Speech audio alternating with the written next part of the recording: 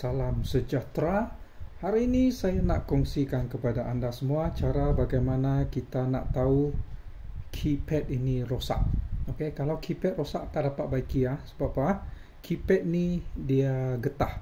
Getah bukan pengalir elektrik. So apa yang mereka lakukan, anda nampak ni yang berwarna hitam ni, mereka salut dengan karbon.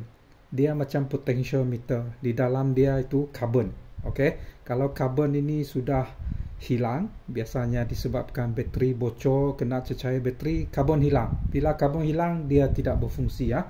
So untuk pengetahuan anda, keypad tu saya ambil dari alat kawalan jauh berjenama Panasonic. Ini untuk penghawa dingin. Dan saya ada dua di sini.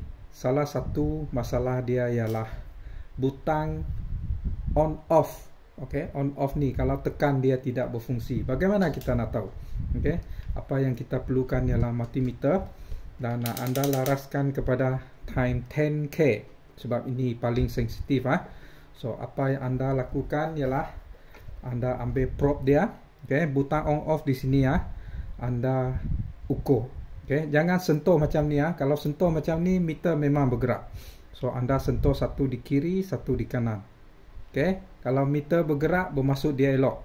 So yang ini bermasalah Saya tunjukkan satu di kiri, satu di kanan. Nampak? Meter tak bergerak. Ada pun sedikit saja. Okay, dia punya karbon sudah tanggal Kita cuba yang lain. Ini boleh bergerak tapi separuh saja. Nampak tu? Jadi bila tekan dia gagal berfungsi. Kalau kita bandingkan dengan yang elok, nampak? Meter bergerak penuh.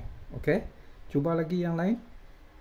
Nampak yang ini sedikit sahaja. Yang ini tidak bergerak.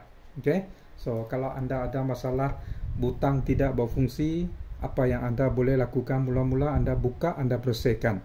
Lepas tu kalau masih juga tidak berfungsi, anda ambil multimeter ukur. Kalau meter tak bergerak, bermaksud karbon dia sudah tanggal Okay, so jadi kalau masalah macam ni tak dapat dibaiki Okey, boleh? Selamat mencuba.